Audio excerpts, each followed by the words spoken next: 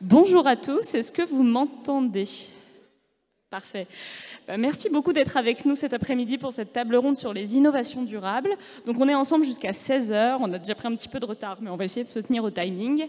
Le but, c'est que nous 5, on passe 30 à 45 minutes ensemble à interagir sur cette table ronde et qu'après, on prenne le complémentaire en question. Je vais commencer par faire les présentations du coup. Alors, je suis accompagnée de 4 experts pour cette table ronde. Christelle Taillarda est avec moi. Christelle, bonjour. Vous êtes directrice du Slow Tourisme Lab. À votre droite, vous êtes accompagnée de Fatih Olkay. Fatih, bonjour, donc chargée de mission chez Atout France. De l'autre côté, Jean-René Maurice. Jean-René Maurice, bonjour. Vous êtes professeur des universités en géographie, directeur de l'ESTUA, j'espère que je prononce bien, à la faculté de tourisme, de culture et d'hospitalité de l'université d'Angers. Et enfin, Hervé Yannou, vous êtes administrateur des monuments et vous gérez notamment les châteaux d'Angers, de Carouge, la cathédrale de Chartres, les châteaux de Châteaudun, Talcy et de Fougères-sur-Bièvre. J'espère que j'en ai pas oublié. Et donc, pour terminer, moi, je m'appelle Camille Mosser, je suis chef de projet innovation numérique et données à la Direction générale des entreprises et en particulier dans la sous-direction du tourisme. C'est pour ça que je suis là aujourd'hui avec vous et donc rattachée au ministère de l'économie, des finances et de la souveraineté industrielle et numérique. Pour rappeler rapidement le but de cette table ronde, on va passer du coup une demi-heure, 3/4 d'heure à parler des innovations durables autour de 3 thématiques. La première, c'est à quel point l'innovation, c'est multiforme et ce ne sera jamais que l'innovation technique. Ensuite, quels sont les nouveaux usages, quels sont les nouveaux acteurs, les usagers en particulier via l'exemple de tiers-lieux que mes collègues vont détailler. Et enfin, quels sont les nouveaux modèles économiques qui sont associés à ces innovations et à quel point ça va aller de pair. Je prends un tout petit moment pour faire une introduction à cette table ronde rapidement. Si on cherche rapidement ce que c'est que l'innovation, c'est l'action d'innover, de créer des choses de nouveau. Et je vous invite à vous prêter au jeu, ouvrez un dictionnaire. La première chose que vous allez voir, c'est que c'est l'innovation technique dont on parle. On va rarement vous parler d'autres formes d'innovation. Et même vous, si je vous parle de l'image d'Épinal de l'innovation, vous allez avoir en tête l'intelligence artificielle, la start-up, la donnée, alors qu'en fait, c'est beaucoup plus que ça, l'innovation. Et je vais commencer à passer la parole à Hervé. Hervé, si vous voulez peut-être nous détailler les différents types d'innovations qui existent selon vous et pourquoi il ne faut pas s'arrêter à l'innovation technique. Je ne sais pas si je vais réussir l'interro après le déjeuner. Oui, effectivement, vous avez raison. L'innovation, on le pense souvent dans le milieu culturel et touristique comme toutes les innovations technologiques, les tablettes, les applications, etc.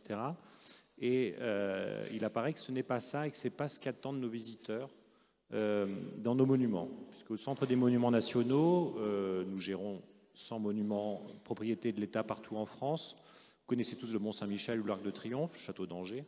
Et comme on vous l'a dit, j'en gère d'autres qui sont avant tout des monuments ruraux. Donc dans ce réseau, il y a 85% de ces monuments qui sont des monuments ruraux. Donc on n'a pas une approche, effectivement, de grandes institutions culturelles dans ces lieux, mais effectivement une approche assez innovante et avant tout une innovation sociale et humaine, en particulier ces dernières années. Pourquoi? Parce que lors de la crise du Covid, de la sortie de la crise du Covid et de la reprise de l'activité touristique et culturelle, contrairement à d'autres institutions cousines, Versailles, le Louvre, Chambord ou à l'étranger, le Centre des monuments nationaux, grâce à son petit réseau de monuments dispersés partout en France, avec des fréquentations relativement petites ordinairement, a réussi à sortir son épingle du jeu. Pourquoi? Parce que les visiteurs sont revenus avant tout vers nous dans les petits sites. Et à partir de là, on s'est dit, il y a quelque chose de nouveau qui se passe, d'innovant, et donc on a essayé de travailler sur cette innovation sociale. Ça veut dire, c'est quoi un monument national dans un territoire rural? Merci beaucoup. Et ça me permet, vous me faites les transitions, en plus c'est parfait, j'ai même pas besoin d'exagérer. On parle de territoire rural, de territoires qui n'ont pas spécialement accès à l'innovation en premier lieu. Fatih, est-ce que vous pourriez, on se connaît, du coup je change une fois sur deux, je vais vous voyer, je vais tutoyer, mais c'est quoi l'intérêt en fait d'amener ces innovations dans des nouveaux territoires? Quel est l'enjeu aussi? Qu'est-ce que ça apporte justement? Oui, sur l'innovation en faveur des territoires et plus spécifiquement au service des territoires, chez Atout France, on se pose la question de l'innovation, quelle est la valeur ajoutée pour les acteurs? Est-ce qu'on innove pour le fait d'innover ou est-ce qu'on vient répondre à un besoin bien spécifique, bien concret? Dans ce cadre-là, justement, avec la DGE, on a lancé un appel à manifestation l'an dernier qui visait à sélectionner des expérimentations touristiques. Donc, prioritairement, ce qu'on a fait, c'est, là, je résume un peu la situation, mais on source des besoins de territoire et on leur associe des solutions innovantes. Si on revient un peu sur la thématique de notre table ronde. on a des innovations qui ne sont pas digitales ou numériques. On a par exemple des expérimentations sur la collecte, la gestion et le traitement des eaux usées et en fait sur l'économie d'énergie pour, par exemple, l'hôtellerie de plein air. Et toujours sur le volet innovation au service des territoires, dans la sélection des projets qu'on a fait, on s'est intéressé un peu à qu'est-ce qui pourrait permettre d'assurer la montée en gamme et la montée en compétence des acteurs touristiques, en tout cas de l'écosystème touristique. Et sur ce sujet-là, justement, bon, je peux peut-être prendre 2 ou 3 expérimentations, mais en projetant sur les petites cités de caractère, j'ai essayé de cibler quelques thématiques. Et si on peut parler d'expérience de visite, par exemple, on a eu une expérimentation, on a une expérimentation avec une start-up d'intelligence artificielle, c'est AskMona, c'est sur un chatbot qui répond à la demande des visiteurs. C'est une solution qui est déjà fonctionnelle sur des sites culturels uniques, enfin, des établissements type musée et ainsi de suite. Nous, on est parti les challenger sur un volet territorial. L'idée, c'était de se dire, pour un territoire rural, comment je peux accéder à l'offre touristique, en tout cas l'offre du territoire, à tout moment, depuis n'importe quel point du territoire, et aussi de manière à avoir une information adaptée à ma demande. C'est-à-dire, typiquement, dans le chatbot, on pourrait se dire, je suis une famille de 4, enfin, ma famille est composée de 4 personnes, j'ai un enfant de bas âge en poussette, quelles sont les activités qui sont adaptées pour mon séjour, et le chatbot est en mesure de faire une à plusieurs propositions. Et là, ce qui est intéressant, si on reprend l'innovation, c'est que nous, on s'était dit, donc on source le besoin du territoire. Ici, c'était la découverte d'une offre touristique rurale. Et justement, eux aussi, ils ne voulaient pas de digitalisation, ils ne voulaient pas d'offres numériques, ils voulaient justement que le visiteur puisse profiter pleinement de l'expérience en déconnexion. Sur cette expérimentation, en fait, avec la proposition de la start-up, ils se sont dit, alors on peut peut-être leur offrir une solution digitale en amont de la visite. Et l'idée, c'est que l'application, en tout cas le chatbot, ne remplace pas un médiateur, elle ne remplace pas une visite guidée. Par contre, elle guide depuis n'importe quel point du territoire vers ses points d'intérêt et elle peut rediriger vers ces médiateurs-là. Et donc globalement, on est dans un enjeu entre améliorer le service visiteur, améliorer l'expérience client et contribuer au réenchantement des territoires avec, en tout cas, cette expérimentation-là. Et puis, je ne sais pas si... Merci beaucoup Fatih pour ce premier témoignage. Du coup, la transition est toute trouvée. Si on parle de réenchantement des territoires, le slow tourisme, c'est une innovation en soi aussi, c'est une nouvelle manière de concevoir le tourisme. Justement, quel est l'apport du slow tourisme dans les territoires? Qu'est-ce que ça implique au niveau local aussi, Christelle? Oui, bonjour à tous. Le slow tourisme, on a parlé de ce sujet-là dans l'Aube en 2015-2016. On a été labellisé Slow Tourisme Lab par la DGE en 2017 et ça a fait rire tout le monde. Ça a bien fait rire la presse locale parce que dans l'Aube, le slow tourisme, l'inverse du surtourisme, ça n'a jamais vraiment fait peur à personne. Mais la réalité, c'est que le slow tourisme, c'est pas un tourisme plus lent, c'est un tourisme plus doux, c'est un tourisme où on prend le temps. Et c'est un tourisme où finalement il y aura beaucoup moins de filtres entre le touriste, la nature, les paysages, le patrimoine, les hommes. On n'aura pas ce filtre de l'acteur touristique. On sera brutalement, directement en contact avec le sujet, exactement le sujet des petites cités de caractère d'ailleurs. On va bien sûr être dans des lieux authentiques, des lieux préservés, mais des lieux vivants, parce que des lieux authentiques préservés, il y en a beaucoup. Mais quand on a encore de la vie, et c'est le cas des petites cités de caractère, je fais un peu la pub des petites cités de caractère, on en a 4, j'espère bientôt 5 dans l'Aube, c'est vraiment un outil pour nous, département rural, qui est magnifique en termes de développement touristique et de slow tourisme. Et puis le troisième point du slow tourisme, c'est la mobilité douce. C'est-à-dire qu'évidemment, quand on fait du slow tourisme, globalement, on ne le fait pas en prenant l'avion. En fait, l'idée du slow tourisme à travers cette mobilité douce, c'est d'utiliser le voyage comme une expérience touristique. Je pense qu'on y reviendra. C'est très important parce que le voyage, dans l'esprit des gens, souvent, c'est aller le plus vite possible d'un point à un autre. Alors que là, dans le slow tourisme, on se dit le voyage est une expérience. Et finalement, tout ce temps, je vais aussi en profiter comme une expérience. Alors ce sera à vélo, ce sera à cheval, ce sera en train.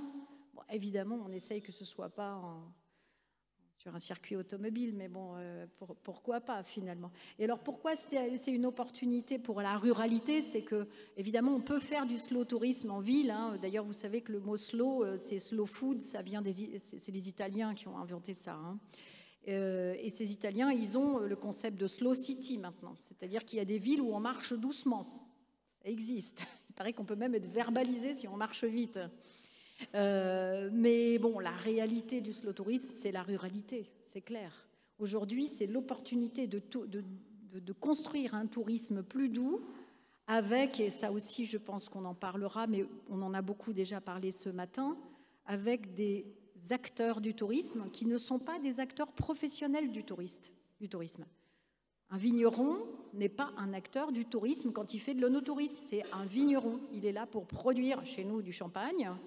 Et évidemment, quand il va recevoir quelqu'un, faire déguster, faire visiter sa vigne, faire tester tout ce qu'il a autour. On a par exemple chez nous et dans le Slow Tourism Lab, l'empreinte des fées, c'est une viticultrice, trufficultrice. Et elle mêle les truffes, le champagne à travers une découverte. Donc elle a un chien de cavage, on va caver les truffes et puis ensuite on va déguster le champagne et tout ça se fait dans cet environnement extrêmement naturel, préservé et bien sûr bio. Hein. Et bien tout ça c'est une expérience qui prend du temps mais qui est extrêmement appréciable. Mais encore une fois, ce ne sont pas des acteurs purement touristiques. C'est super intéressant parce que du coup ça montre que c'est une question de mise en tourisme, que ça implique tout le monde et que du coup tout le monde s'y met pour réinventer ces nouvelles formes de tourisme et qu'on se réapproprie en fait le tourisme en 2023. Et du coup ça me permet de vous poser la question, Jean-René, si on parle du coup du fait de s'approprier le tourisme, de se réinventer en fait la notion de tourisme, qu'est-ce que ça vous évoque vous ? Alors nous, on a un écho. Je ne sais pas si c'est bon pour vous le son, parce que nous, on a un super écho. Il faut peut-être le mettre très loin, je ne sais pas, mais en tout cas, j'entendais pas tout ce que vous pouviez dire. Bon, c'est pas grave. Moi, j'avais envie de revenir, quand même, avant d'aller un peu plus loin, sur le mot innovation, parce que on parle d'innovation durable, donc et tourisme notamment, culture, patrimoine.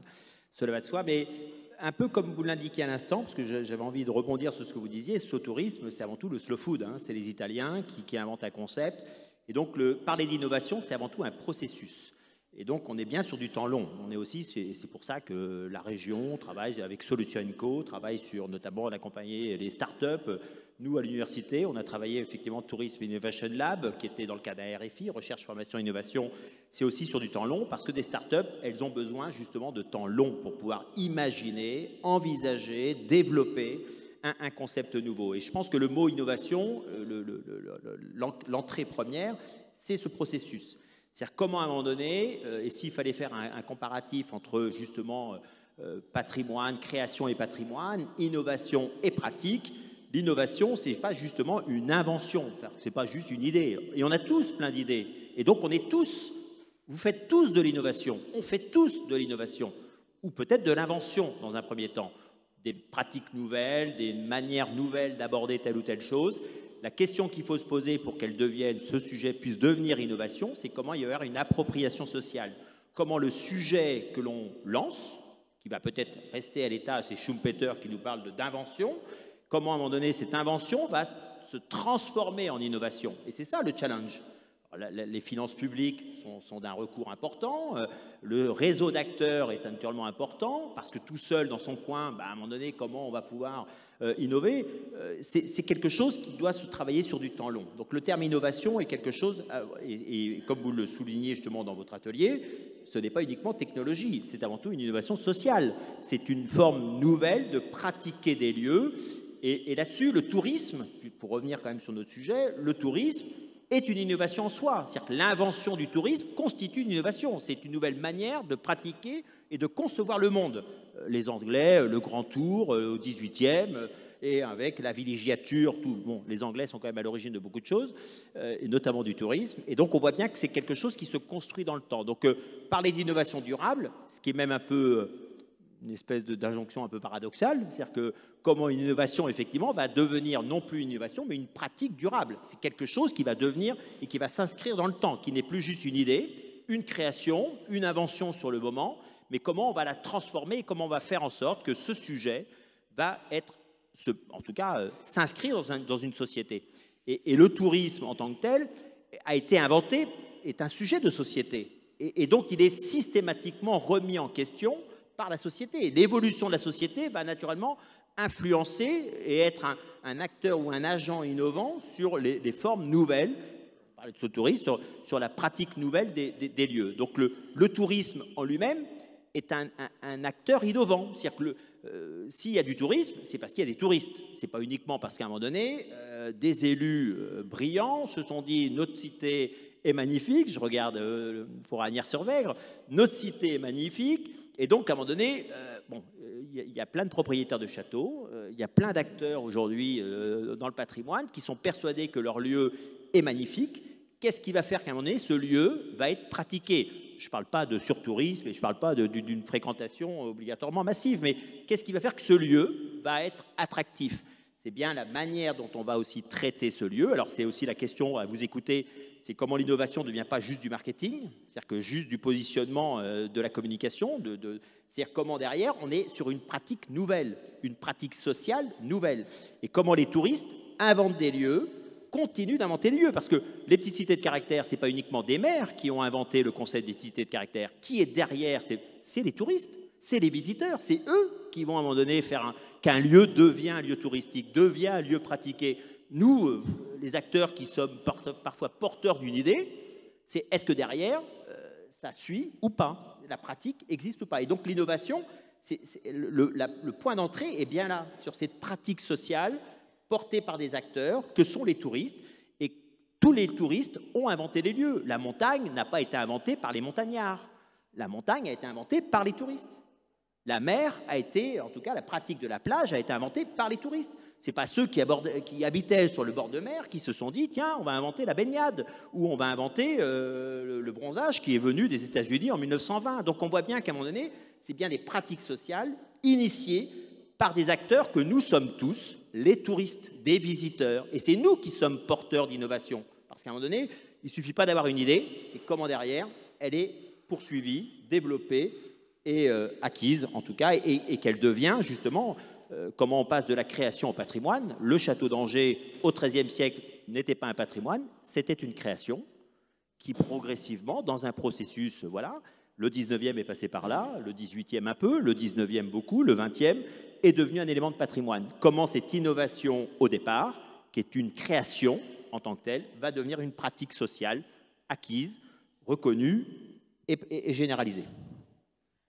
Merci beaucoup, et ça me fait encore une fois une transition toute trouvée, je n'aurais pas pu le faire exprès. Vous parlez du château d'Angers, du coup, je pense qu'on a un très bon représentant pour nous en parler. Quelles sont les nouvelles attentes, quelles sont les nouvelles demandes que vous observez aujourd'hui? J'ai cru comprendre que vous mettiez en place plein de nouvelles choses autour du château. Est-ce que vous pourriez nous en parler un petit peu? Alors, comme l'a dit mon voisin, cette innovation sociale, elle se construit sur le temps long. Pas uniquement le temps qui est devant nous, mais aussi le temps qui est derrière nous. Un monument national, ce n'est pas un musée. C'est une promesse, en fait. Monument est national. Le visiteur, il attend quelque chose de très particulier. Et dans une période de crise sanitaire, aujourd'hui géopolitique, le monument national, il rassure, il ancre. Il n'est pas dans l'innovation technologique, justement. Le visiteur attend une pérennité. Et ce que l'on met en place, ce qu'on a mis en place, alors pas uniquement au château d'Angers, mais surtout dans d'autres monuments dont je vais vous parler, on a interrogé ce que nous étions. Et un château, un monument dans un territoire, ça nous ramène à ce qu'on nous a dit ce matin sur la civilisation agricole. Le château avait toujours été pas un lieu patrimonial, c'était un lieu social qui a structuré un territoire, structuré un terroir, structuré une société, structuré un art de vivre, structuré tout un paysage. Et en fait, on s'est rendu compte que nos visiteurs qui sont venus chez nous dans nos petits monuments, plus dans des châteaux comme Fougères-sur-Bièvre, Talcy ou Carouge, que même Angers au moment de la reprise du Covid, qu'est-ce qu'ils venaient chercher sur eux? C'est ce que vous nous avez dit. ce fameux concept de slow. On prend son temps, et on prend d'autant plus son temps dans un monument national, puisque c'est un bout d'histoire partagée ou fantasmée. C'est un fantasme, en fait, un château. Et c'est ce qu'attend le visiteur. Et à partir de là, on s'est réinterrogé sur notre identité, on s'est dit, nous ne sommes pas un musée. Nos visiteurs ne sont pas des visiteurs de musée. Un visiteur familial, un visiteur de territoire, un visiteur qui veut voir autre chose. Et on s'est dit qu'on avait toujours été, jusqu'effectivement au 19e ou 20e siècle, où on s'est transformé en institution de conservation du patrimoine et des collections, qu'en fait, on était plus que ça. On était un lieu social. Un château, c'est un lieu social. Et par conséquent, le Centre des Monuments Nationaux a décidé de lancer une expérimentation dite de tiers-lieu. Alors là encore, ce n'est pas que du marketing, c'est quoi un tiers-lieu? Il y a plein de définitions différentes et variées. En fait, pour un monument, c'est divers selon sa nature, mais c'est surtout un lieu de partage et un lieu de convivialité et un lieu de vie commune. C'est-à-dire que l'on va avoir des activités de conservation des collections, des bâtiments, mais aussi d'usage de ces bâtiments sur autre chose qu'une simple vente de tickets d'une visite d'exposition ou de découverte d'un château meublé. Et pour ce faire, donc, on a instauré cette démarche dans plusieurs monuments, le château de Châteaudun, le château de Jossigny, Mont-Dauphin et le château d'Angers, pas pour l'instant, puisque comme nous avons un énorme chantier de restauration sur une partie des remparts, ça a été reporté. Et nous avons différents niveaux d'expérimentation. Jossigny était un château non exploité par l'État, c'est-à-dire c'est fermé au public, il n'y a rien, c'est un beau château 18e, mais comme il y en a beaucoup en France. Et donc cette histoire de tiers-lieu a permis d'identifier ce monument et de lui donner une identité qu'il n'avait pas. Donc c'est un tiers-lieu un peu traditionnel, c'est-à-dire que des artisans d'art se sont installés et partagent cet espace avec le public et le visiteur qui aujourd'hui peut rentrer dans ce château, mais c'est un château avec un village d'artisans d'art qui co-gère le site avec le Centre des Monuments Nationaux. À Châteaudun, c'était différent. Pourquoi? Parce que selon les territoires, les porteurs de projets ou le territoire est extrêmement différent. Donc il y a une réponse différente à ce que nous pouvons proposer. Nous avons des locaux en fait et des châteaux. À Châteaudun, il n'y a pas eu ce côté, voilà, les artisans arrivent, etc. Le territoire n'a pas répondu de cette façon-là. Ce que le territoire a répondu, c'est qu'on y a installé une partie de l'école de dessin, une association intergénérationnelle qui fait des rencontres entre des enfants et des personnes âgées, ou simplement le jeu de cartes l'après-midi au château, ce qui est effectivement extrêmement important et qui ancre ce monument dans la vie quotidienne telle que c'était au XIVe siècle, on va dire ça comme ça. À Mont-Dauphin, qui est une place forte de Vauban, c'est un peu différent. C'était déjà un lieu partagé auparavant, c'était à la fois un monument et une commune en même temps. Et donc ça a été développé sur un autre point. Et le château d'Angers, qui lui, dans une agglomération de 300 000 habitants, particulièrement dynamique, jeune et étudiante, aura un autre caractère que celui que je vous ai développé. On s'est rendu compte qu'avec ces expériences sociales, directement avec les habitants, les collectivités, les associations du coin, en fait, ça avait un impact sur la réputation du lieu et un impact touristique au sens classique du terme, c'est-à-dire du billet d'entrée qu'on va vendre. Parce qu'en fait, la réputation du lieu, le château, celui qui va le dire, c'est l'habitant. C'est-à-dire effectivement quelqu'un qui fait un parcours de vélo en Normandie, au château de Carouge que je gère aussi, où on a des activités, on accueille le repas des anciens, les comices agricoles et tout ce genre de choses. En fait, les gens disent qu'est-ce que je vois ici? Allez au château de Carouge, c'est vraiment très sympa. Grosso modo, je résume ça. Mais on a quand même, grâce à la mise en place de ces activités un peu différentes de ce que l'on fait traditionnellement, ou ce qu'on attend de nous, la conservation des bâtiments, des collections, les expositions, etc., les gens ont dit que c'était un lieu de vie, et par conséquent, on a une augmentation de 25% de la fréquentation sur 2 ans, sans campagne publicitaire particulière, sans tablette numérique, audiophone particulier ou application, tout simplement parce que, territorialement parlant, l'identité de ce château, par l'action sociale qu'on y mène, a changé. Et donc, je retourne sur mes fondamentaux, c'est-à-dire l'exploitation touristique et le fait de rapporter de l'argent à l'État, ce qui est aussi partie de mon travail. Voilà, en fait, de l'innovation. Comme on l'a dit, ça vient de loin, c'est regardé plus tard, mais c'est quelque chose de totalement partagé à partir d'un monument sur l'ensemble d'un territoire et qui concerne aussi les visiteurs extérieurs qui vont venir visiter ce territoire. C'est super clair, merci beaucoup. Et ça me fait me poser des questions et que je vais poser du coup à Christelle. On parlait tout à l'heure du coup d'ancrer cette expérience, d'ancrer le château dans une pérennité et même dans un imaginaire. C'est du coup quelque chose qui vous parle, vous, j'imagine, au niveau du slow tourisme. Oui, alors c'est formidable parce qu'on fait les mêmes constats. Il y a cette promesse, effectivement, à tenir. Et comme disait Coco Chanel, on n'a pas deux occasions de faire une bonne impression. Enfin, on n'a qu'une occasion de faire une bonne impression, donc il faut la tenir. Parce que chez nous, enfin, dans ces zones de faible flux, les gens ne reviendront pas et n'en parleront pas. Notre seule opportunité, c'est justement ce bouche à oreille positif qui va faire revenir les gens. Mais surtout, il faut de toute façon que ces lieux reprogramment notre imaginaire du temps de loisir. C'est vraiment, vous savez qu'aujourd'hui, si on demande à toute la population française, européenne, l'imaginaire des vacances, du temps de loisir, qu'est-ce que c'est? C'est le cocotier et la plage. Et même vous, si on vous pose la question, nonobstant toute bienséance de ces lieux où on est tous bien pensants en disant on ne va plus prendre l'avion. Mais la réalité, ce n'est pas ça. C'est qu'on a tous envie d'une plage avec un cocotier et du sable fin.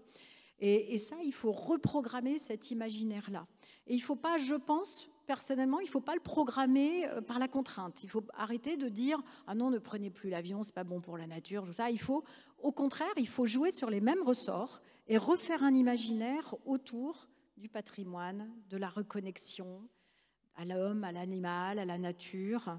Il faut essayer justement de trouver les vecteurs marketing, pour le coup, de la promesse. Nous, on a une société qui s'appelle Movert dans le Slow Tourism Lab, qui fait du super marketing. D'ailleurs, c'est un Italien, il sait y faire.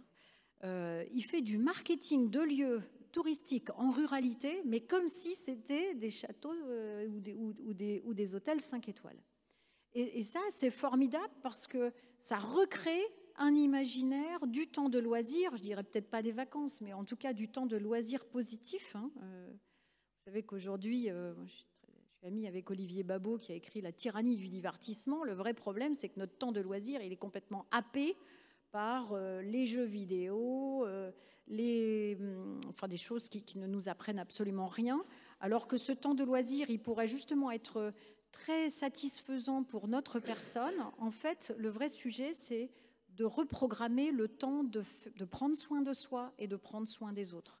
Et à travers un imaginaire de petites cités, de châteaux, de lieux de slow tourisme, on peut se dire que finalement, ces moments sont des moments de vrai loisir pour soi qui sont très bénéfiques pour prendre soin de soi et pour prendre soin des autres. Donc voilà un peu Voilà, si je pouvais contribuer un tout petit peu au marketing du slow tourisme, c'est ce que je dirais. C'est quand même une très très bonne publicité du coup de se dire qu'on va reprogrammer, on va tous avoir envie de repenser le tourisme autrement que par les cocotiers. Et ça me fait vous poser la question, Fatih, du coup, là on voit que du coup on reprogramme pour se motiver, pour aller vers d'autres territoires, ceux par lesquels on ne va pas naturellement. Est-ce que c'est quelque chose sur lequel vous vous concentrez, vous, sur les expérimentations? Est-ce que vous vous dites, ok, je vais vers des territoires qui naturellement nous attirent, ou non, au contraire, vous faites un peu l'effort et vous vous dites, non, il y a du potentiel, on travaille avec des choses vraiment innovantes pour motiver les gens à venir? Comment ça se passe? Qu'est-ce qui vous motive? Alors, oui, alors sur l'innovation, en fait, justement, nous, il y a eu aussi le sujet de l'imaginaire. C'est vrai qu'aujourd'hui, quand on s'imagine l'innovation, on va surtout penser justement à la digitalisation, à la numérisation, et souvent c'est associé au cadre urbain et moins au cadre rural. Nous, quand on a lancé l'AMI, on avait un objectif de diffusion de l'innovation auprès des territoires, mais surtout auprès des territoires qui n'avaient pas l'occasion d'en bénéficier. Et je parle d'occasion d'en bénéficier parce qu'en fait, nous, l'AMI visait à sélectionner des structures d'accompagnement qui elles-mêmes vont ensuite aller accompagner des collectivités à faire le lien entre l'écosystème de l'innovation et en tout cas les enjeux, les objectifs des territoires touristiques. Sur le territoire rural, en fait, nous, on a aussi vu d'autres sujets, c'est que l'innovation et plus spécifiquement pour nous la démarche d'expérimentation, déjà c'est un temps long, mais c'est aussi en fait une construction avec les parties prenantes. La plupart de nos startups, en tout cas celles que nous on connaît, elles performent dans des milieux urbains où en fait la masse leur amène une rentabilité économique, leur amène le flux, les retours usagers aussi. Et dans le monde rural, en fait, ils perdent tous ces éléments. Et la question, c'est comment nous, on peut les sortir, de leur zone de confort et les pousser vers des territoires qui ont aussi des éléments à valoriser, ont des activités, des savoir-faire à visibiliser aussi. Et sur ce volet-là, on a 2 expérimentations qui sont encore en cours de cadrage, mais qui montrent cette construction. En fait. Tout d'abord, avec Christelle, juste avant, on avait parlé de nos tourismes. Effectivement, on est dans un milieu où, justement, donc, on a des vignerons leur activité première, c'est la production. Ce n'est pas la promotion touristique, ce n'est pas le développement de services touristiques. Et quoi qu'il en soit, pour ceux qui voudraient le faire et ceux qui voudraient se diversifier, l'idée c'était de se dire, bon, digitaliser l'offre, ce n'est pas suffisant.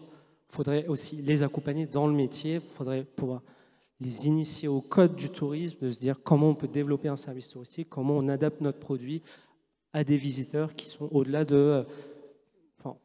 au-delà des adeptes du vin.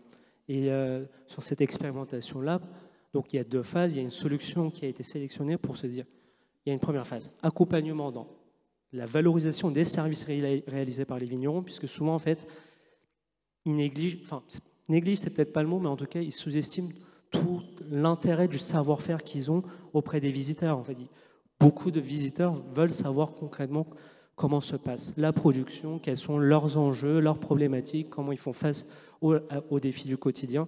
Et l'idée, donc, c'est de valoriser tout ce savoir-faire, toute cette expertise qu'ils ont, eux, et là, c'est leur métier. Et puis, il y a le deuxième volet, donc, qui est un peu plus touristique, c'est de se dire, bon, dans un circuit plus global, comment on les visibilise, comment on les aide à commercialiser d'autres produits que la production viticole. Et puis, on a une deuxième expérimentation sur les mobilités. Dans les territoires ruraux, on constate qu'il y a un gros enjeu sur la gestion du dernier kilomètre, des derniers kilomètres, mais plus globalement, la mobilité et l'accessibilité des sites. Et sur cette expérimentation, on avait une demande claire d'un territoire, c'était d'avoir une start-up qui met à disposition une flotte de véhicules, peut assurer son exploitation et donc va contribuer justement à ce lien entre une gare excentrée. D'ailleurs, il me semble que c'est la gare du Val d'Amboise pour la ville d'Amboise. Et sur cette expérimentation, en fait, le marché n'a pas été en mesure de répondre à la demande. Tout simplement parce que dans une démarche d'expérimentation, on est aussi sur un volet peut-être plus éphémère. L'idée, c'était d'essayer quelque chose, de voir si le dispositif fonctionne, s'il répond à la demande et peut-être ensuite pérenniser le dispositif. Dans le cadre de l'expérimentation, la start-up s'est immédiatement positionnée sur une solution pérenne parce que c'est là qu'elle y trouve un modèle. Elle veut vendre un service, pas l'essayer et puis peut-être voir dans 6 à 18 mois si on peut la vendre. Et sur cette expérimentation, donc, il y a eu un basculement des mentalités, mais c'est venu directement du territoire. Le territoire s'est dit, bon, le marché ne peut pas répondre à ma demande, comment moi je peux donner les clés au marché pour que quelqu'un puisse s'en saisir plus tard. Et donc l'expérimentation vise aujourd'hui à d'abord faire un recensement des véhicules disponibles et mobilisables parmi quelques partenaires touristiques. Et donc, à partir de ces véhicules, créer une offre mutualisée de transport à la demande.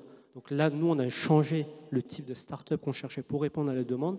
Aujourd'hui, on est passé donc d'une offre de véhicules, enfin en tout cas de mise à disposition de véhicules, à une offre de transport à la demande. Et l'idée, c'est justement de se baser sur l'existant, donné par les territoires, pour pouvoir rendre accessible la ville d'Amboise. Et à la fin de cette expérimentation, l'enjeu pour les territoires, c'est de se dire, on a testé différents modèles, différents dispositifs, et on est en mesure de formaliser un cahier des charges très spécifique pour que demain, un acteur privé puisse venir se saisir du sujet et se dire, j'ai un intérêt à développer une activité, en tout cas, il y a une rentabilité, il y a un modèle économique à trouver dans la mobilité en espace rural. Merci beaucoup, Fatih. Donc vous parlez notamment du fait de lever des barrières et le fait qu'en fait c'est pas juste apporter de l'innovation, c'est comprendre les freins qui étaient là actuellement et justement d'aider ensemble à les lever. Et ça me fait du coup vous poser la question, vous dites qu'il faut pas que ouvrir, faut ouvrir le patrimoine, faut le motiver à s'ouvrir et lui apporter des clés. C'était oui. Alors moi c'est très intéressant parce que je vous écoutais justement et pour rebondir un peu sur le terme innovation, parce que c'est quand même l'idée de l'atelier, l'innovation, il y a quand même deux grandes approches. L'innovation, on va dire un peu par rapport au patrimoine, une espèce d'ouverture, de rendre accessibles des lieux, ça c'est clair par rapport à cette stratégie d'innovation, sachant que le tourisme étant une innovation qui existe déjà depuis 2 siècles, hein, et qui continue en tout cas d'évoluer. Et dans cette stratégie justement d'une innovation touristique qui continue dans son processus, on observe deux grands phénomènes en termes d'accessibilité et d'ouverture. L'accessibilité et l'ouverture portée par les Anglais au XVIIIe siècle, le fameux Grand Tour, la monumentalité, donc les châteaux, pas le château d'Angers au départ, hein, on est clair, mais bon, le Mont-Saint-Michel, on a Pierrefonds, on a la liste de Mérimée de 1840 qui commence déjà, là, les 934 lieux qui permettent déjà d'être utilisés par les guides touristiques, hein, Baedeker, Adolphe Johann qui commence à communiquer dès 1840 sur ces grands lieux. Donc on a déjà une ouverture en termes d'innovation de lieux qui continuent d'exister. Et c'est là la particularité justement d'une innovation durable quand on parle du tourisme. Même si certains, effectivement, en 2019-2020 pensaient que le tourisme allait s'arrêter, il ne fait que commencer. C'est-à-dire qu'on n'est aujourd'hui qu'au début d'un développement. Et donc on est sur ces grands lieux qui ont été accessibles, ont été ouverts, ont commencé et puis se sont développés, le Louvre, hein, 1855, etc. Donc on est vraiment dans ces stratégies. Et l'innovation aujourd'hui, quand on parle de tourisme, les petites cités de caractère sont totalement dans ce schéma-là. C'est cette espèce d'ouverture sans limite, c'est cette espèce d'ouverture sans fin. C'est-à-dire que le fameux tout-tourisme, qui n'est pas obligatoirement un grand mot et qui ne correspond pas obligatoirement au surtourisme. C'est-à-dire quand est-ce que va s'arrêter ce fameux tourisme? C'est-à-dire qu'aujourd'hui, les petites cités de caractère, qui aurait imaginé, je pense à Agnières-sur-Veille, parce que tu étais juste en face de moi, mais non, mais il y a 30 ans, 40 ans, on aurait dit à un habitant de Sablé, écoute, je t'emmène visiter Agnières-sur-Veille. Le mec, il dit, mais t'es fou, on a autre chose à faire que d'aller visiter Agnières-sur-Veille. Donc comment aujourd'hui Agnières-sur-Veille, petite cité, devient... Donc on est bien là dans des processus justement d'innovation, d'invention de lieux nouveaux, portés par des acteurs, mais qui répondent aussi à des pratiques. Alors après, reste à savoir si on est dans des lieux touristiques ou dans des lieux de loisirs, parce que là aussi, une approche sémantique, hein, dans la pratique des lieux. Mais on voit bien que cette innovation, justement, et cette ouverture, elle est sans fin. On a Made in Angers à Angers aujourd'hui, où c'est fabriqué près de chez vous, un peu partout, etc. On a aujourd'hui des entreprises qui, on aurait expliqué à un type qui aujourd'hui, ou à une femme qui travaille dans une usine, dans 10 ans, dans 20 ans, on viendra visiter ton entreprise, je pense que les personnes, comme pour les habitants d'Agnières-sur-Veille ou ceux de Sablé-sur-Sarthe, auraient dit j'y crois pas vraiment. Donc aujourd'hui, on n'est qu'au début de cette invention aujourd'hui de ce qu'est le tourisme. Et alors moi, c'est ce que je travaille en tout cas quand on parle d'infusion socio-spatiale du tourisme, c'est-à-dire l'infusion du tourisme. Cette infusion du tourisme aujourd'hui, ce n'est plus une simple diffusion. C'est-à-dire que le tourisme ne fait pas que se diffuser, n'est plus dans un simple étalement. Le tourisme est dans une forme de verticalité. Il imprègne la société, il fait société, il devient société. Qui n'a pas son sac à dos aujourd'hui avec soi?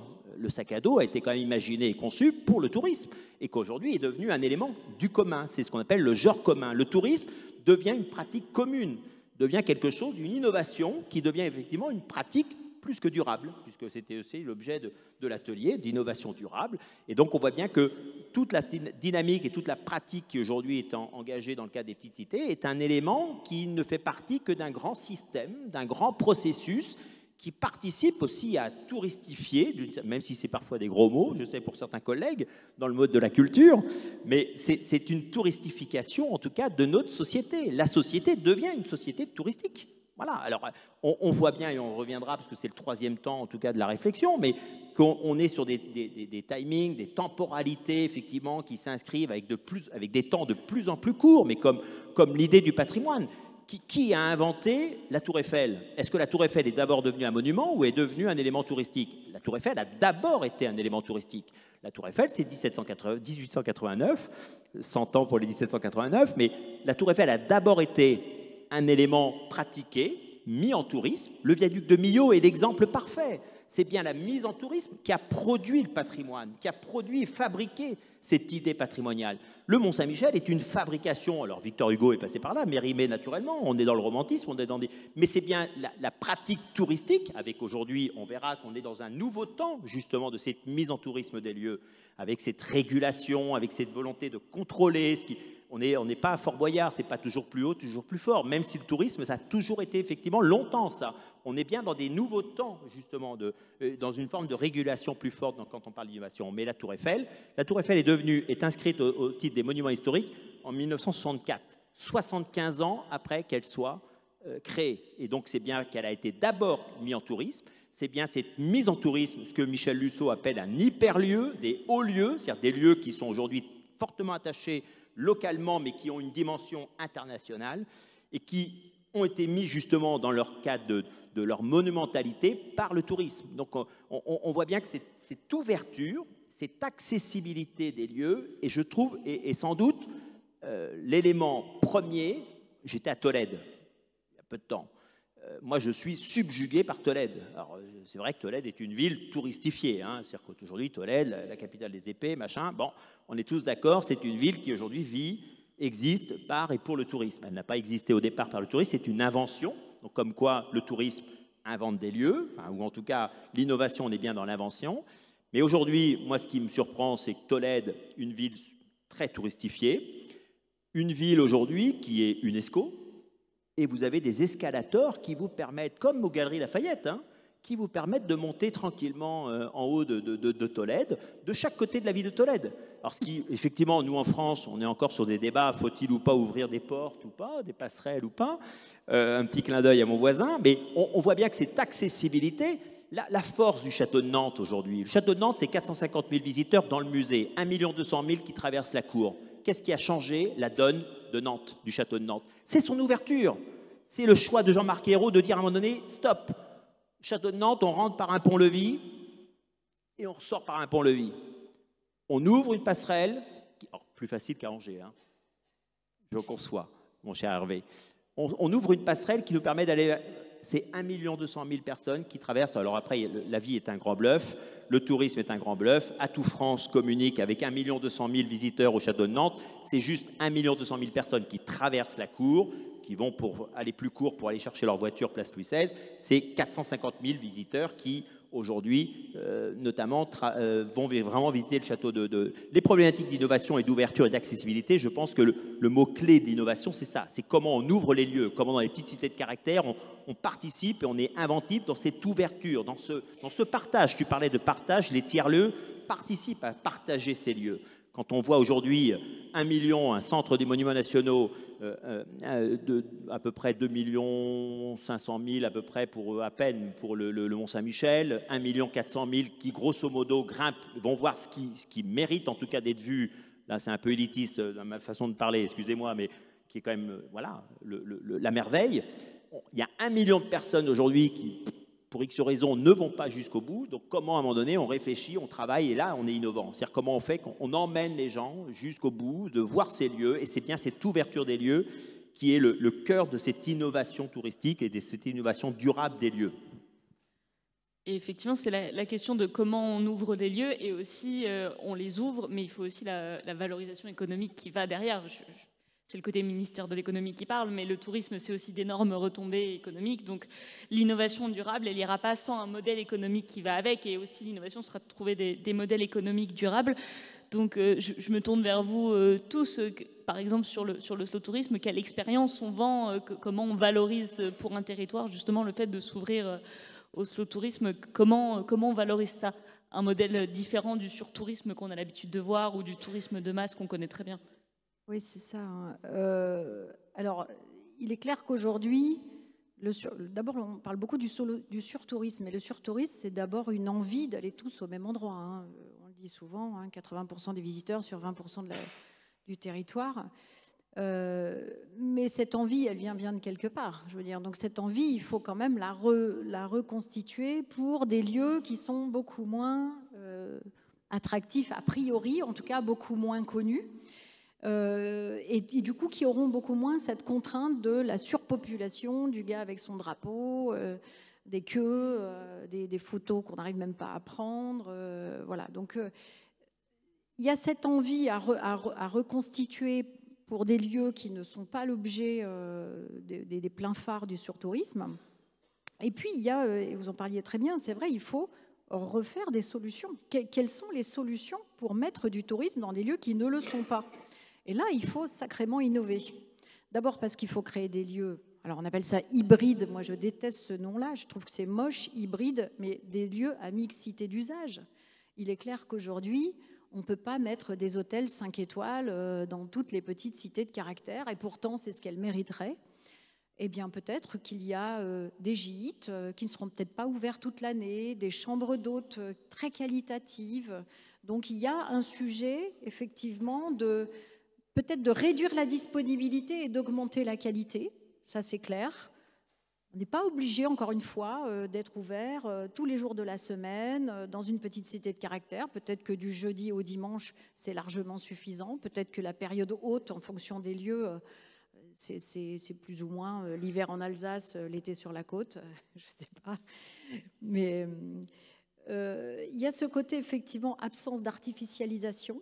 Et ça, c'est majeur. Je crois qu'aujourd'hui, on devrait tous avoir un comité scientifique, ou en tout cas des garants, ça peut être l'ABF, des garants de la non-artificialisation, de la non-touristisation, hein, de ces lieux, parce que les camps d'Indiens, on n'en peut plus.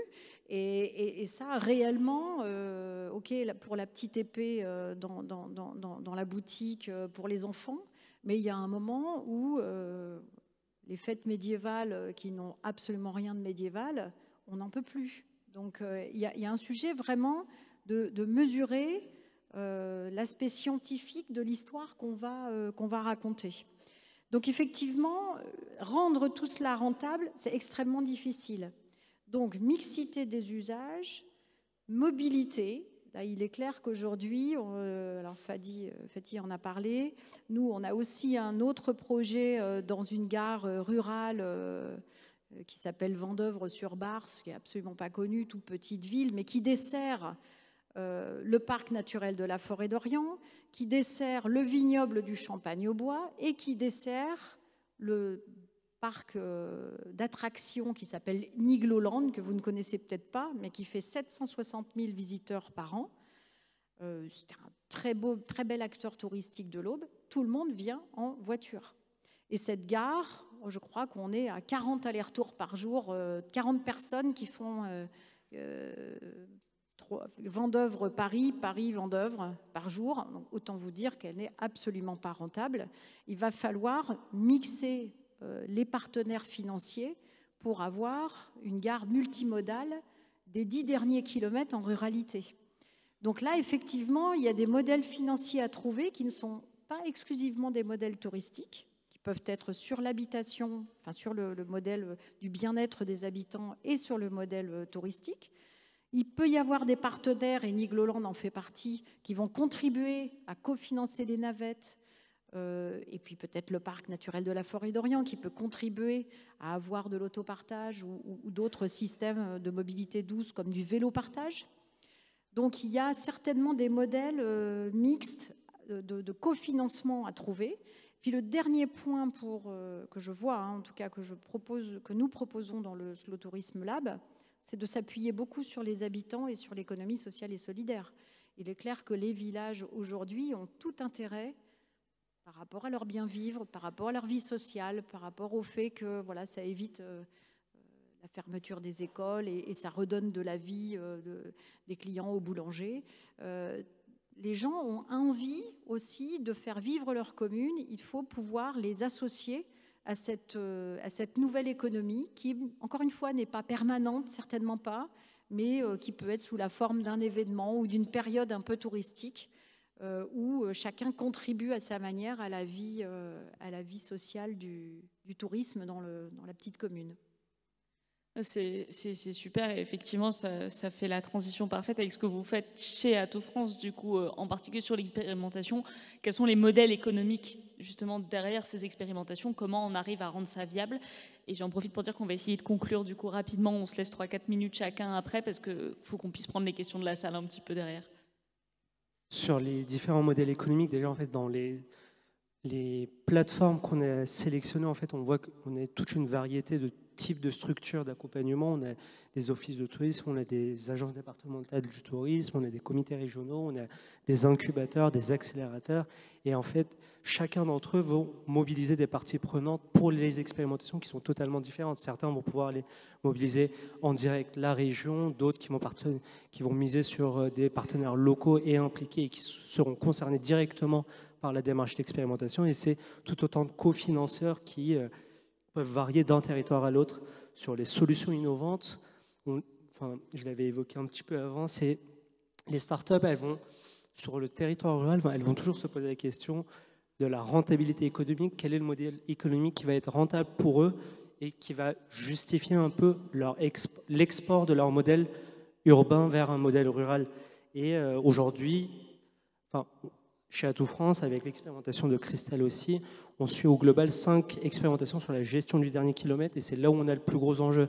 C'est quel est le modèle idéal? Et donc on a différents types de solutions qu'on teste. On va tester donc, la mise à disposition et l'exploitation d'une flotte de véhicules, on va tester le transport à la demande, on va tester peut-être la variété de l'offre de transport avec Christelle, et puis on va aussi globalement juste se poser la question, bon, est-ce que...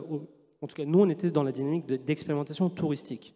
Mais aujourd'hui, en fait, l'expérimentation, elle ne peut pas juste servir le visiteur en dehors du territoire. Si elle veut être rentable, en tout cas être performante, elle doit pouvoir aussi répondre aux besoins des habitants, de répondre d'abord à une demande locale, puis aux visiteurs. Et en fait, ça va toujours dans ce sens-là, c'est de se dire, si on est capable de répondre à une demande régulière, donc celle des habitants, celle des touristes viendra naturellement parce qu'ils viendront se nourrir de l'existant. Ils ne vont pas nécessairement chercher une offre qui est spécifiquement dédiée à eux et unique pour eux.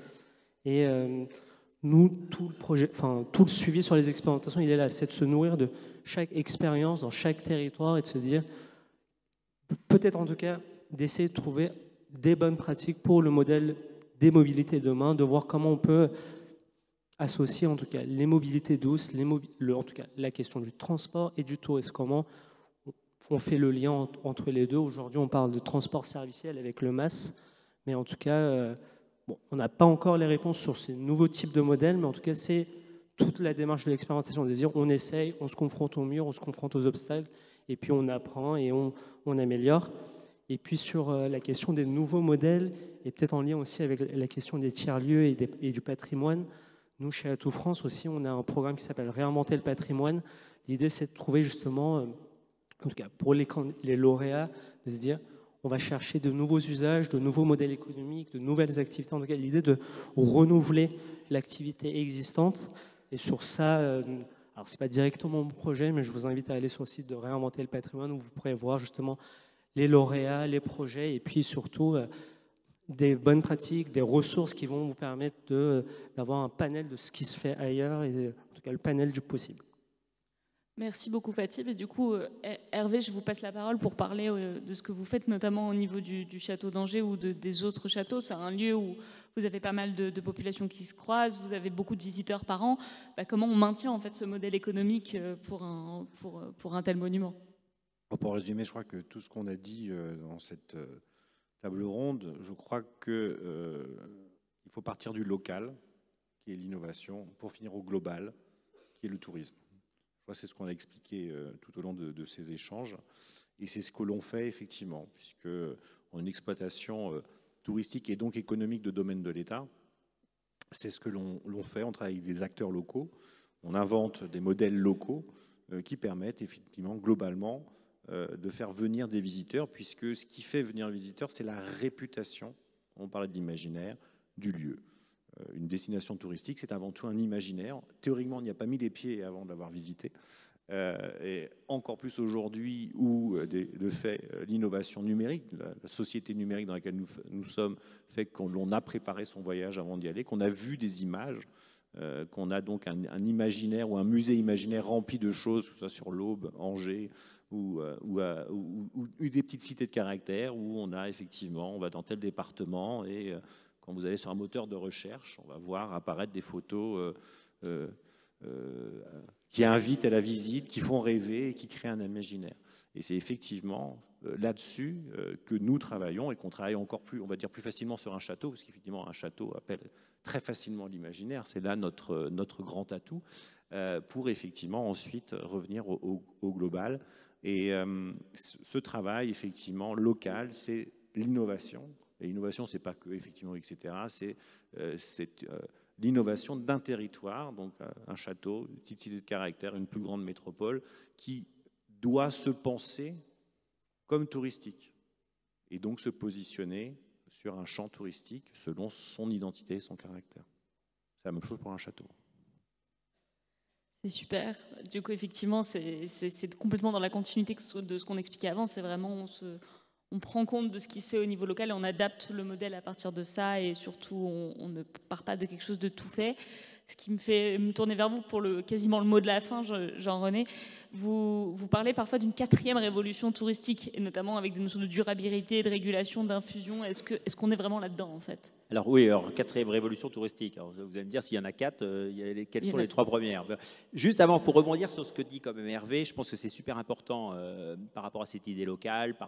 C'est surtout aussi prendre conscience, puisqu'on est quand même dans le cadre des petites cités de caractère, que l'innovation n'est pas un mot ou un concept qui serait inaccessible ou qui serait réservé qu'à quelques individus. Je pense que l'innovation est vraiment au coin de la rue. Il est partout. Nous sommes tous des acteurs voilà, susceptibles d'être des innovateurs. Et donc, et là j'ai une toute petite histoire, je prendrai 1 minute, je sais qu'on n'a pas le temps, mais une toute petite minute, parce qu'il y a pas mal d'étudiants, là, notamment qui sont dans la salle, je vois Tristan, Juliette, Lorraine et toute la bande, mais des Master 2. Au-delà de ça, j'ai juste une petite histoire rapide qui démontre que l'innovation, mais elle est parfois voilà, d'une forme de naïveté, enfin, d'un truc qui personne, c'est pour ça que c'est innovant, c'est que personne s'y attendait, on se dit c'est une idée qui va jamais marcher, et puis c'est devenu, voilà, je passe au château de Brézé, comte de Colbert, on est en 97-98, un étudiant de DESS, et c'est là aussi comment des acteurs, des étudiants peuvent être aussi des innovateurs, et je vous invite vraiment à prendre des étudiants en stage, en apprentissage, etc., parce que c'est des acteurs qui vont vous accompagner, qui vont vous amener aussi des idées nouvelles,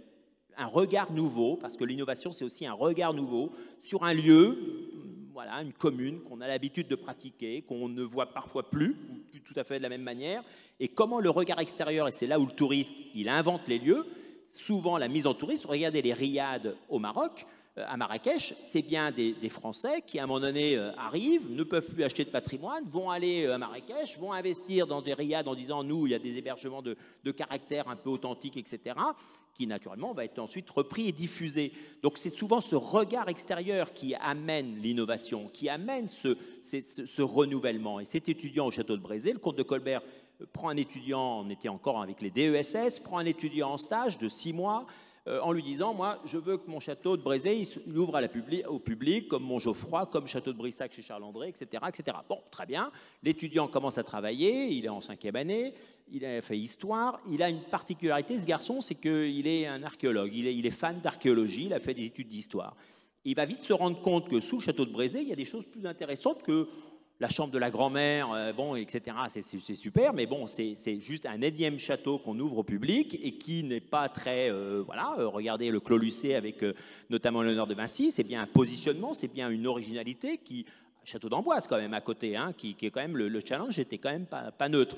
Ce fameux étudiant en question va travailler, il va avoir un peu la tête dure, c'était un breton, mais il va avoir la tête dure puisqu'il va aller jusqu'au bout, il va quand même faire 2 rapports, un rapport où, son rapport en tout cas de mémoire de DESS, classique, voilà ce qu'on pourrait voir, etc. Et voilà la deuxième version. Et quand le comte de Colbert ensuite va faire appel à une agence ils vont lui dire, mais attendez, ça vous oubliez, on prend ça. C'est ça qui est intéressant. Et l'étudiant, lui, il n'a même pas été remercié, il s'est même fait engueuler parce que il n'a pas fait exactement ce qu'on lui a demandé. Donc on voit bien que l'innovation, ça tient un peu de choses. C'est-à-dire que c'est aussi un regard autre, une vision, et donc qui va se développer. Donc on est tous aujourd'hui, à tous les niveaux, dans nos territoires, dans nos actions, dans notre quotidien, en tout cas sur des logiques innovantes potentielles. Par rapport à la 4e révolution touristique, effectivement, on serait dans un 4e temps qui serait effectivement la durabilité, la régulation. Le premier temps, hein, je ne reviens pas, c'est les Anglais, c'est l'invention du tourisme. Hein, on est au 18e, 19e siècle, 1840, Thomas Cook passe par là, va inventer l'industrialisation du tourisme avec le tour operating. On a un deuxième temps qui, grosso modo, est autour de 1920-1950, avec une montée en puissance, notamment de ce tourisme qui va devenir vraiment un tourisme de masse dans les sociétés occidentales, où là, 50% de la population vont vraiment accéder au tourisme et à la pratique dans les sociétés occidentales. On est grosso modo sur cette deuxième révolution de 1920 jusqu'à 1990. À peu près 1990-2000, on est dans un troisième temps du tourisme qui est l'arrivée d'Internet. Donc on est sur un tourisme de masse qui n'est plus uniquement un tourisme de masse où on se concentre sur des lieux très, très circonscrits, c'est très précis. C'est les bronzés font du ski, hein. On va tous au même endroit et on fait tous les mêmes choses. C'est ce qu'on appelle un tourisme de masse personnalisé et qui, là, marque une fracture à partir de 2019 avec le Covid, où là, on est sur un temps nouveau, où beaucoup annonçaient justement la fin du tourisme, ou peut-être un tourisme autre. Je vous rappelle quand même qu'on est à 1,5 milliard de touristes dans le monde, OMT. On annonce 2 milliards et voire plus, avec l'arrivée notamment des touristes indiens et la Chine, même si on est encore sur des freins. Mais aujourd'hui, c'est une ouverture à l'échelle mondiale. Donc cette troisième révolution, c'est à la fois la mondialisation, le tourisme qui devient mondialisé et mondialisant, c'est-à-dire que le tourisme qui fait le monde, qui participe aussi dans des logiques interculturelles. Et ce quatrième temps, sur lequel on travaille avec Philippe Violier dans le cadre d'une chaire, justement, tourisme au niveau de l'ESTOA avec la revue Espace, c'est questionner ce quatrième temps. C'est qu'un temps où Rémi Knafour parle de réinventer les vacances, réinventer le tourisme. C'est-à-dire comment, à un moment donné, on est sur ce temps qui serait plutôt sur un temps où on n'est plus, justement, comme ce que je disais tout à l'heure, toujours plus haut, toujours plus fort. Tout deviendrait, voilà, sans doute qu'on est dans une diffusion, une infusion qui se poursuit, mais avec des régulations. Le Mont-Saint-Michel en est un parfait exemple. Et on voit aussi la réussite, quand même aussi, la Pointe du Raz. Enfin, on voit bien aussi cette volonté, en tout cas, voire même peut-être, Rémi Knafour nous parle en tout cas, sacraliser peut-être des lieux qui ne seraient en aucune manière touristiques. On parle de l'Antarctique, par exemple. Est-ce qu'à un moment donné, il faut aussi arrêter, freiner? C'est des vraies réflexions. Ça n'empêchera pas le tourisme, en tout cas, de se poursuivre, d'être dans une forme de durabilité des lieux et de faire, en tout cas, parce que qui invente ce patrimoine? C'est pas juste une vision verticale. On est aujourd'hui dans une démocratie participative où on voit bien que des individus aujourd'hui portent les amis de la vieille cloche du village ou du four, vous le voyez dans vos villages, hein, qui vont s'approprier tel ou tel lieu. Et le tourisme qui va effectivement donner de la visibilité, une sorte en tout cas, rendre ce lieu dans une dimension qui va être patrimonialisé, c'est-à-dire que le tourisme qui va être dans la fabrique patrimoniale. Le tourisme produit du patrimoine, c'est-à-dire qu'on n'est pas uniquement dans une logique où on aurait d'abord du patrimoine qu'on mettrait en tourisme. C'est comment aujourd'hui ces petites cités de caractère, justement, sont devenues aussi des éléments de patrimoine par cette ouverture, par cette mise en visite. C'est bien le récit, ce qu'on raconte, l'interprétation, le regard, le fait de photographier un lieu, n'est-ce pas déjà une première démarche d'engager un lieu dans une forme de patrimonialisation du lieu. Donc on voit bien que les petites cités, dans leur ouverture, dans le fait d'accueillir, de partager ces lieux, participent justement à rendre ces lieux durables, patrimonialiser ces lieux, conserver ces lieux, restaurer ces lieux, faire en sorte qu'ils durent dans le temps. J'aurais pas pu faire meilleure conclusion que de dire que en fait, les petites cités de caractère, c'est un exemple flagrant d'innovation durable. Du coup, eh ben, merci beaucoup à tous les quatre. Je vous propose qu'on passe aux questions.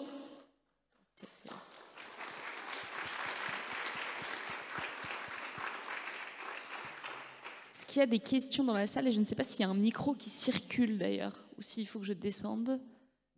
Vous avez un micro? Je crois que j'ai vu une question par là-bas.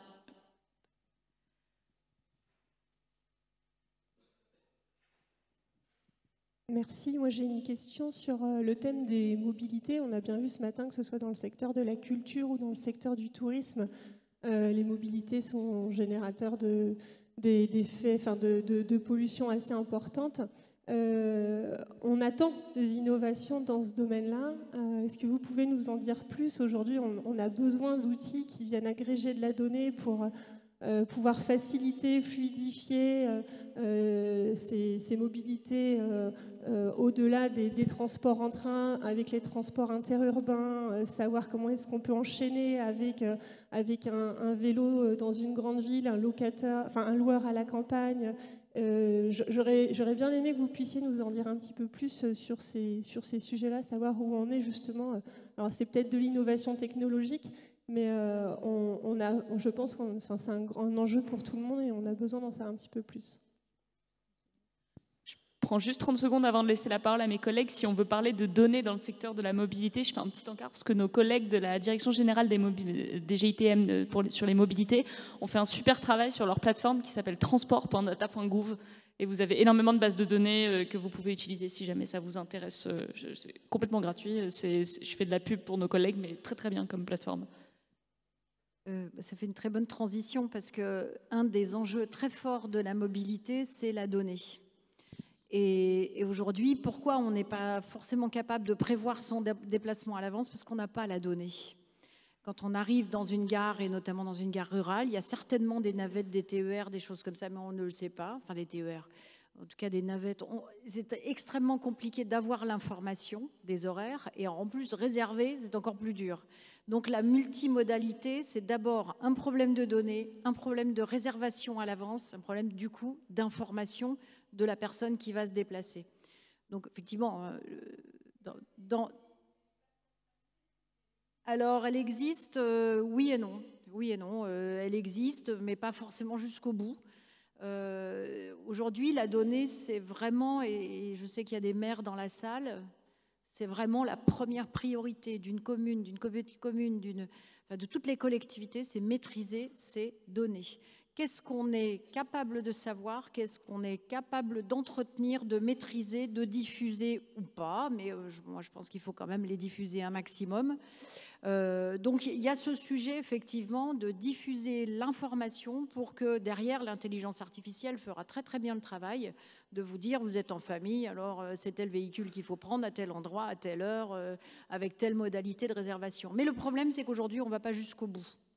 Donc ça, c'est le premier problème qui est le plus facile à résoudre. Après, il y a effectivement l'infrastructure. Derrière, l'infrastructure, c'est pas simplement de mettre des véhicules parce que tout le monde n'a plus le permis, c'est pas simplement de mettre des vélos parce que le vélo, c'est dangereux quand il n'y a pas de piste en voie propre. Et puis, il y a le sujet des familles. Donc, il y a toute la mobilité douce, c'est un vrai problème d'infrastructure aussi. Et de données. Effectivement, le transport en France est beaucoup carboné et c'est ce qui fait qu'aujourd'hui, le tourisme, c'est 11% des émissions de gaz à effet de serre. C'est à cause du transport. Ce qu'il faut bien voir, c'est que c'est d'abord les voyages en avion qui pénalisent un maximum ce chiffre du tourisme. Donc, une des troisièmes solutions sur la mobilité dont tout le monde parle, c'est de limiter la mobilité et de faire des voyages plus longs et moins fréquents. Juste sur en fait, plutôt dans la table ronde, Christelle parlait de multimodalité et en fait, ça va être aussi l'un des axes, en tout cas l'une des solutions possibles sur le sujet des mobilités. En fait, c'est que aujourd'hui, si on prend les véhicules thermiques par exemple, si demain on est capable de visibiliser et valoriser une offre où on se dit depuis la gare de, si je prends aujourd'hui l'exemple que nous-mêmes on a fait chez Air France, c'est-à-dire on arrive, c'est même le choix de Petite Cité de Caractère de choisir l'abbaye de l'Épau aujourd'hui en se disant le site est accessible en transport en commun de bout en bout. Et c'est aussi la question qu'on peut se poser nous au global, c'est comment on valorise cette information. La donnée existe, après elle est assez hétérogène selon les territoires, elle est plus ou moins visible et l'idée c'est comment, oui on peut dans l'idéal, centraliser la donnée, pouvoir la qualifier au même niveau dans tous les territoires. Aujourd'hui, en fait, c'est un peu plus compliqué dans les faits, c'est qu'on a des producteurs de données qui sont très hétérogènes. En fait, la qualité de la donnée n'est pas pareille partout, donc c'est compliqué d'avoir un outil qui centralise toute la donnée sur tout le territoire. Après, si je reviens sur l'intermodalité et des expérimentations dont on a parlé, nous, je ne l'ai pas précisé, mais l'idée, c'est évidemment dans la mesure du possible, encourager les mobilités d'où ne sont pas. Et on est, dans ce cadre-là, on est aussi confronté à des paradoxes. C'est comment on favorise, par exemple, on valorise les vélos électriques ou ce type de mobilité douce pour un public familial ou un public qui présente des handicaps. En tout cas, la question, c'est comment ces nouvelles alternatives, ces nouvelles solutions peuvent aussi être accessibles et inclusives inclusive pour toutes, pour tous et tous. Et en tout cas, c'est des questionnements qu'on a. On n'a pas la solution immédiate. Aujourd'hui, donc, ce qu'on fait, c'est valoriser d'abord les solutions durables, et puis à minima, et au bout de la chaîne, l'idée c'est de se dire, bon, si on doit passer par un véhicule thermique, préférer, en tout cas, valoriser le covoiturage, le fait qu'on ait un maximum d'usagers dans le véhicule thermique, où là, l'empreinte, en tout cas, elle sera à minima partagée et un peu plus responsable que si le véhicule était avec un seul usager. Je ne sais pas si ça a vraiment répondu à votre question. Une autre question peut-être dans l'Assemblée? Ce qui est surprenant, c'est que normalement, c'est la première qui est la plus difficile, ce n'est pas la deuxième.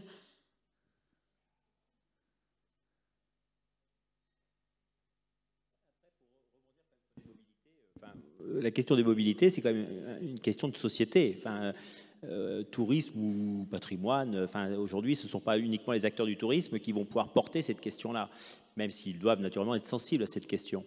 C'est avant tout un fait de société. Là, j'étais en Chine la semaine dernière. Alors, moi, je suis un peu ébahi. Ils polluent, hein, nos amis chinois, hein, ils y vont. Mais aujourd'hui, à Shanghai, vous avez quasiment 40% de voitures électriques. C'est-à-dire qu'ils vont à une rapidité, par contre, sur la transformation de la société. Ils polluent par ailleurs avec du charbon et d'autres, mais sur le choix des mobilités. Donc, on voit bien que c'est aussi une volonté de société. Je ne dis pas que la société chinoise est la plus durable du monde, hein, bien au contraire. Mais on voit par contre des phénomènes moi j'y vais depuis 2004, la transformation. Enfin, ils sont passés du vélo, enfin entre guillemets, je blague un peu, mais à la voiture électrique. Alors qu'aujourd'hui, donc on voit bien que cette dynamique, c'est une dynamique qui sera portée par les politiques, cela va de soi, par des faits de société, et que quand on regarde quand même l'histoire du tourisme, et qu'effectivement est une histoire de technologie, hein, de technologisation notamment du tourisme, hein, c'est le chemin de fer, c'est ensuite le vélo en 1880, c'est parce que le vélo a quand même, avec le Touring Club de France, a quand même beaucoup contribué justement à la diffusion et à la pratique du tourisme, l'automobile en 1895, l'aviation à partir de 1950, donc on voit bien que tout ça c'est une question de mobilité, et qui va suivre l'effet de société. Le tourisme a été inventé par la société, est un fait de société, et donc va suivre les modalités de la société. Donc sur cette évolution de mobilité de transport, je pense que c'est avant tout un fait à l'échelle mondiale, qui est un peu en route quand même en ce moment, hein, même si ça ne va pas très vite. Ça ne va pas très très vite, ça je vous l'accorde. Question tout devant.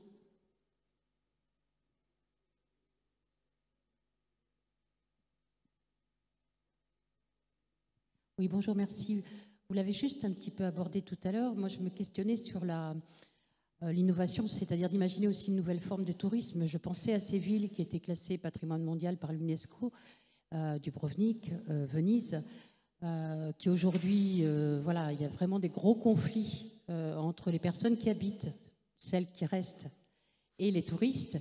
Les calanques de Marseille, qui aujourd'hui, voilà, on essaye de réguler par le nombre, l'arrivée, et des villes même qui conçoivent le tourisme. Alors, je ne sais pas si c'est du slow tourisme ou quoi, du tourisme, voilà, où c'est la qualité de l'accueil et de la relation. Tout à l'heure, je discutais avec une dame qui me disait, quand on se souvient des voyages que l'on a faits, est-ce qu'on se rappelle plus des lieux que l'on a visités ou des personnes que l'on a rencontrées?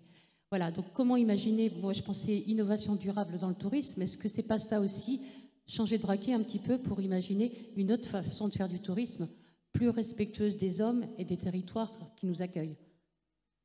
Après, ces nouvelles pratiques, elles viendront des touristes. C'est-à-dire qu'aujourd'hui, j'ai envie un peu de paraphraser un géographe français en 1947 qui nous a fait Paris et le désert français, enfin, voilà, qui a fait la grande diagonale du vide, politique de Gaulle et des autres, en tout cas en termes d'aménagement du territoire, avec ce mythe d'avoir un territoire qui serait parfaitement équilibré, etc. J'ai presque envie de paraphraser cette phrase par Paris et le désert touristique français. C'est-à-dire qu'aujourd'hui, j'ai presque envie de dire, aujourd'hui, quand on regarde les 25 premiers lieux les plus visités en France, une vingtaine sont à Paris, Île-de-France. C'est-à-dire qu'aujourd'hui, on a plus de vides que de pleins. Et c'est bien là la réflexion, et justement l'innovation et le rééquilibrage peut-être des lieux. Après, on ne va pas non plus faire de lieux qui n'ont pas d'intérêt ou qui ne sont pas attractifs pour des touristes. de les obliger. On n'est pas quand même, on va pas avec une forme d'injonction de dire il faut absolument aller visiter tel ou tel lieu. Enfin, c'est-à-dire qu'aujourd'hui, on voit bien que la question qu'on peut se poser quand on est à Venise et qu'on se dit tiens, il y a trop de monde à Venise. Qu'est-ce que nous-mêmes nous faisons à Venise? Enfin, c'est la première question qu'on doit se poser. Donc peut-être que le premier réflexe, c'est justement en tant que pratique touristique ou en tant que touriste, c'est de se dire je ne vais pas aller dans des lieux qui sont déjà très pratiqués. Ce sera déjà peut-être éviter à ces lieux une certaine souffrance ou une certaine, en tout cas, dégradation. Mais la question, elle est là. C'est comment on amène aussi des touristes à aller dans d'autres lieux et pourquoi ils iraient dans ces autres lieux. Et pourquoi ces touristes, puisqu'on est aujourd'hui dans une croissance mondiale quand même de ces pratiques et de ces touristes, qu'est-ce qu'on fait à un moment donné? Jusqu'où elle va l'injonction et la régulation? Comment on contrôle tout ça? Oui, 5 minutes. Et donc, c'était pour la... Voilà, j'ai vu Laurent. Et donc, mais ça, c'est une vraie question. Mais la vraie question, et en même temps, regardez les articles sur Venise pendant la période Covid, mais c'était le cri d'alarme. Venise va mourir. Enfin, moi, j'ai plein d'articles qu'on travaille avec les étudiants. Venise va mourir dans la période Covid parce qu'il n'y avait plus de touristes, parce qu'il n'y avait plus personne. Donc, c'est une vraie question, justement, oui, mais dans cette vraie réflexion. C'est-à-dire qu'aujourd'hui, comment on trouve, et en même temps, quand vous allez à Venise et quand vous connaissez un peu Venise, vous êtes tous effectivement sur des pratiques de lieux et sur des rails, puisqu'on a parlé de rails ce matin, dans l'atelier dans lequel j'étais ce matin, on a parlé de rails. Les personnes vont tous au même endroit et au même moment, et en même temps, il y a plein d'espaces à Venise qui ne sont pas connus et qui ne sont pas pratiqués. Qu'est-ce qu'on fait? Que fait, en tout cas, les acteurs qui sont en charge de cette pratique de lieu pour amener justement ces touristes à se dire peut-être que Venise, il y a aussi un autre regard sur Venise. Il y a peut-être aussi autre chose à voir que les endroits que tout le monde veut absolument voir. Et que les primo-visiteurs vont sans doute voir une première fois, mais comment ensuite on ira peut-être voir autre chose.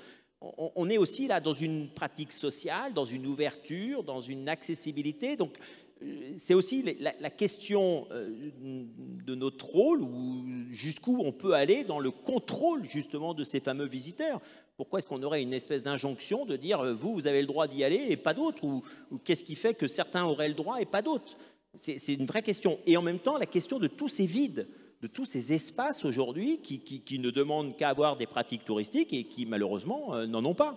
Donc comment on travaille aussi ce sujet-là? Le nœud, il est, enfin, à mon avis, un exercice, il est là.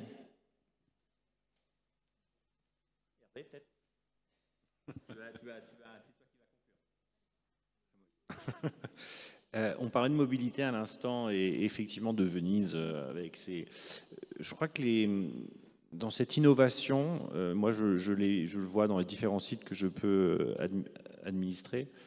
On parle souvent de la voiture, l'électrification, les trottinettes. On en a parlé ce matin d'ailleurs. Notre mobilité est entièrement mécanique. Et on sent aujourd'hui qu'il y a une autre attente. Je pense que c'est une piste d'innovation et dans lesquelles les petites idées de caractère ont un grand rôle. C'est le rôle du piéton et de la marche. Et c'est quelque chose qu'on interroge extrêmement peu dans nos approches touristiques, puisque là, toujours la question, c'est le bus au pied du monument, la voiture, le parking au cœur de la ville ou du site.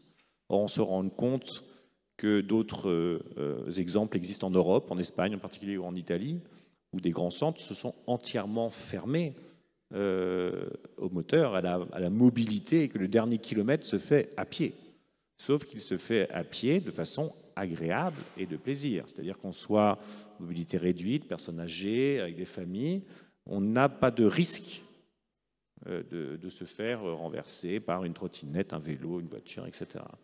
Mais c'est quelque chose qui, nous, dans l'innovation en France, ça n'apparaît pas beaucoup, la place du piéton. Et je pense que les petites cités de caractère que vous êtes ont ce grand atout. Et on le voit, moi je le vois dans certains sites que j'administre en centre-ville, pas que Angers, mais de fait, la piétonisation devant le château d'Angers a eu un effet sur la fréquentation des monuments. Chartres, cathédrale de Chartres, piétonnier, La Rochelle. C'est un vrai levier d'innovation et qui résume ce que l'on a dit. C'est une innovation sociale, c'est de l'humain, le piéton, il est seul, pas de voiture, il n'y a rien. C'est une innovation urbaine, c'est réinventer la ville. C'est une innovation aussi touristique, puisqu'on a l'habitude de se déplacer vite, rapidement, etc., de se prendre son temps. Et c'est une innovation aussi patrimoniale, puisque nous, ça nous permet effectivement d'avoir une autre approche du patrimoine et de revenir écoutez, à une civilisation qui n'est pas celle de demain, mais celle d'avant, celle des paysans dont on parlait ce matin. Voilà. Merci beaucoup. En tout pile 5 minutes. Merci beaucoup à tout le monde.